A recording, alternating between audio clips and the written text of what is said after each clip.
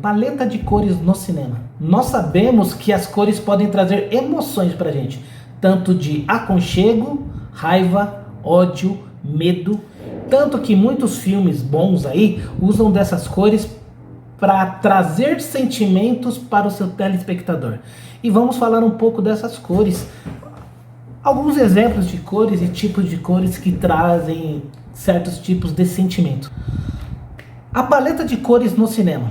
A teoria das cores sugere que as cores e os tons são capazes de influenciar ou comunicar certos espectros de emoção.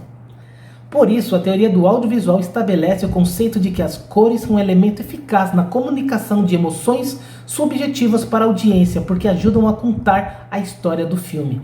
Isso é muito legal. Com as cores, nós ajudamos a contar a história do filme. Se você pega um filme que tem que ser dramático, joga uma cor fria do começo ao fim e ele será. É difícil aplicar isso? Claro que é muito difícil aplicar cores, mas é funcional e é efetivo. É importante lembrar que um filme é uma sequência de várias imagens estáticas. Ao pausar um filme, estamos vendo um frame ou uma fotografia dele. Por isso, no universo do cinema, se utiliza o termo direção de fotografia.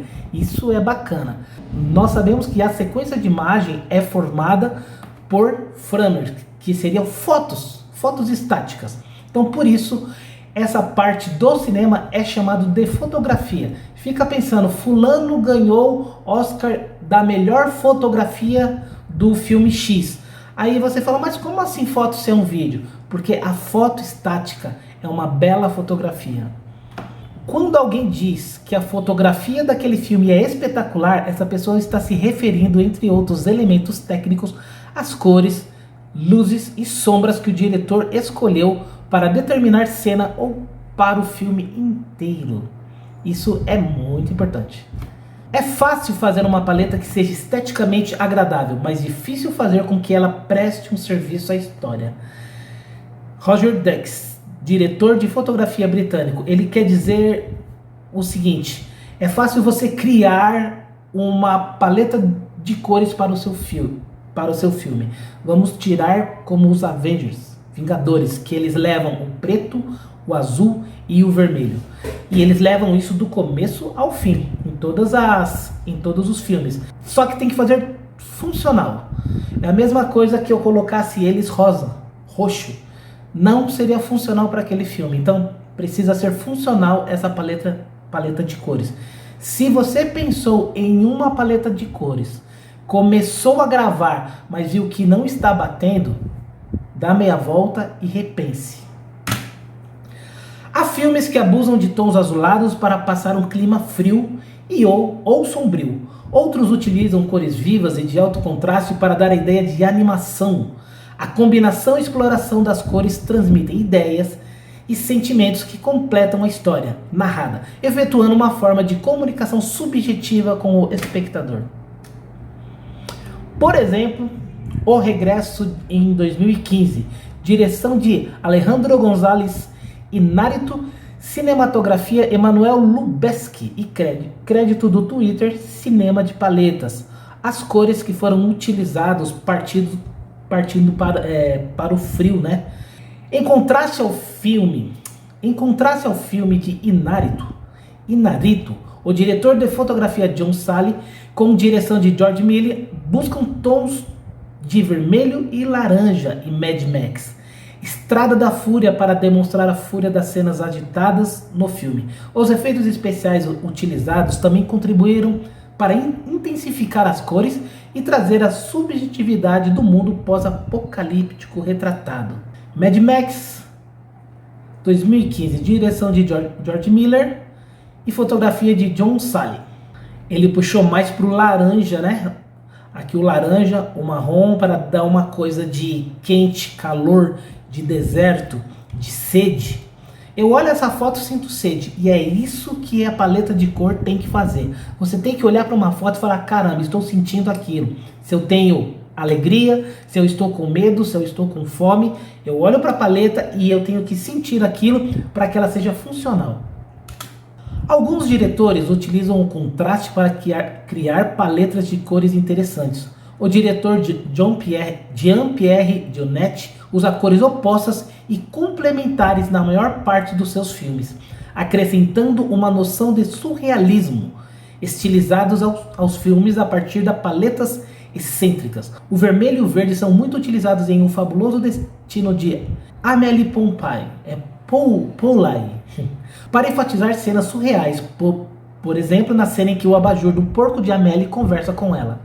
O Fabuloso Destino de Amélie Poulain, 2001, direção de Jean-Pierre Jeunet e fotografia de Bruno Delbonnel. Olha as cores, não, essas cores são bem legais. Aqui, vamos dar uma analisada. Ele usa o contraste externo, extremo, de uma cor para outra, mas são cores que se completam, tá? Na paleta de cores, mas ele não tentou manter nenhuma coisa de quente, nem frio, nem alegre, nem dor. Foi uma coisa excêntrica. E ele tem as paletas dentro dessa paleta, do mais quente, do médio até o escuro, que seria o light, o médio e o dark. E os aspectos gerais. Essa barrinha aqui de baixo seria aspectos gerais, seria tudo que está no filme. Em algum momento entra essas cores.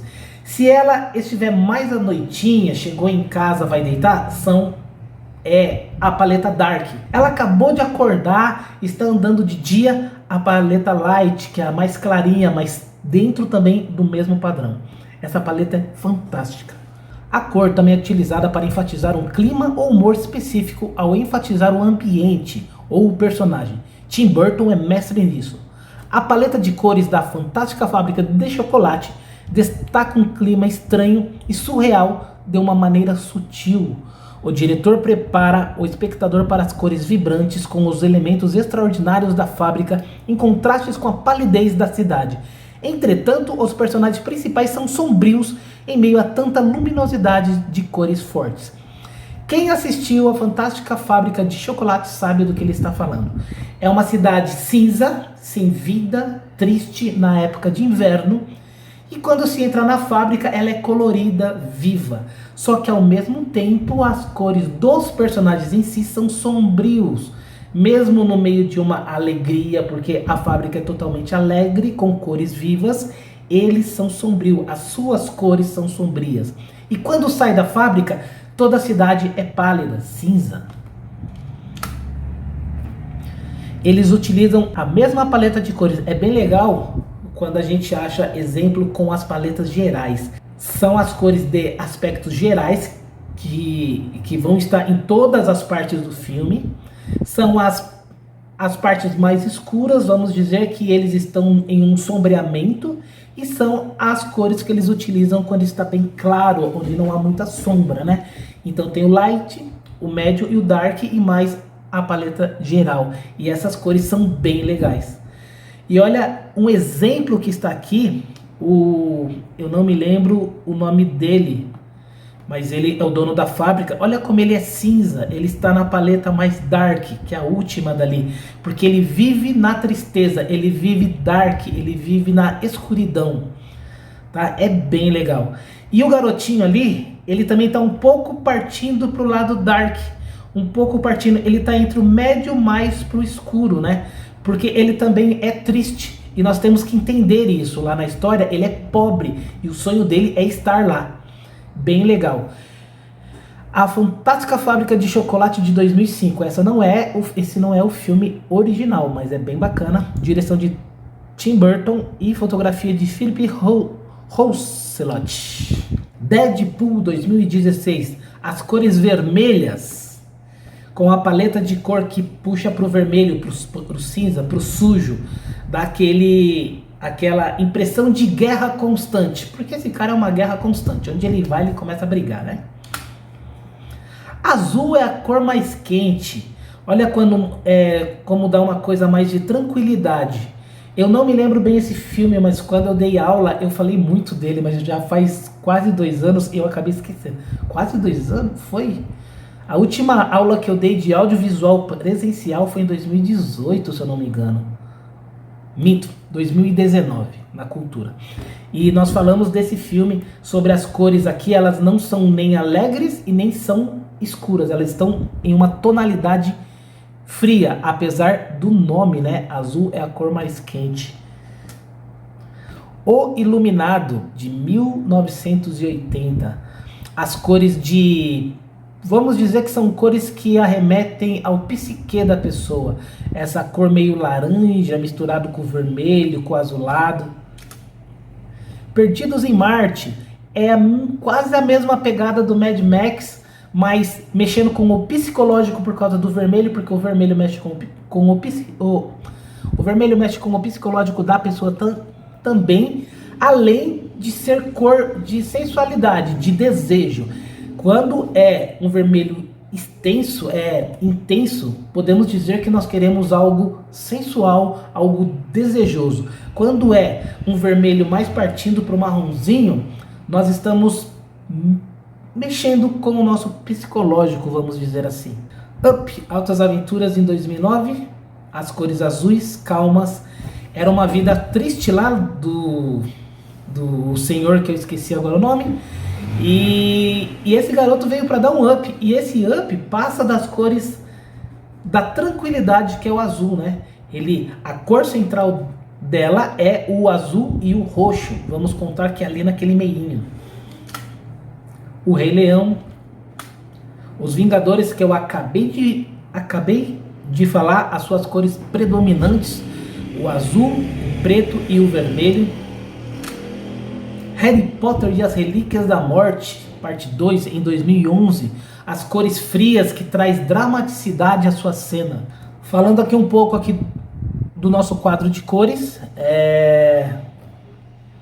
as cores quentes e as cores frias, nós praticamente aprendemos isso na escola, mas não custa lembrar que as cores de tons azuladas e esverdeadas sempre são as cores mais frias, e as cores e os tons mais quentes são vermelho, amarelo, daí para cima são as cores mais quentes. As cores quentes, elas arremetem à felicidade, a desejo, também a esperança, tá certo? A calor. Já as cores frias, que são as cores azuis, verde escuro, verdinho claro. O verdinho claro ainda está balançando entre os dois termos. Traz medo, desespero, cansaço, são cores frias, são cores de desânimo. Então lembre-se sempre de fazer isso. Se eu vou fazer um filme de comédia e eu coloco cores frias, eu preciso saber o porquê. O porquê, em qual momento que vai ser uma comédia. Porque até então, seria então a história de um palhaço triste? Um palhaço depressivo? Nós temos que pensar muito nisso. Eu quero fazer um filme de terror, mas vou usar cores alegres como laranja, amarelo. Dá para fazer? Dá, mas o porquê que eu quero fazer isso? Porque as cores não batem. Então tem que pensar nisso, tá bom? Sempre antes de fazer um filme, pensar em sua paleta de cores. Essa tabela aqui fala das cores e as suas cores opostas. Nós temos as cores quentes e as cores frias. Só que tem os seus opostos também. Quais são as cores quentes que podem ser usadas com as cores frias? Essa tabela indica quais são elas. Se eu for usar um verde claro e eu quero uma cor oposta para isso, que é oposta ao meu quente, qual é a cor que eu posso usar também que elas vão encaixar certinho e vai ser visualmente agradável e vai passar o que eu quero? Seria o carmesim aqui, que é o lilás, né? Por exemplo, o azul. Eu quero o filme do Regresso, que é totalmente azul, para dar dramaticidade. Eu quero uma cor, em certo momento, eu vou tirar aquela dramaticidade da cena e quero pôr algo alegre ali. Vai ser difícil, porque ele é dramático do começo ao fim. Que cor que eu posso usar? Do azul, a sua cor oposta é o amarelo laranja ou laranja, que é o que mais chega próximo. Então eu posso criar cenas um pouco mais quentes, mais felizes. Por exemplo, lá é muito gelo, uma parte que o sol já está chegando, Posso colocar alguns objetos, algumas cenas com essa tonalidade, que é do amarelo e o laranja. Então essa aqui é a tabela de cores opostas que também se encaixam. Diferente se eu estou usando um carmesim, que é o lilás, e quero usar um vermelho. Vai ser conturbado tentar fazer isso. Dá para fazer? Difícil, mas dá.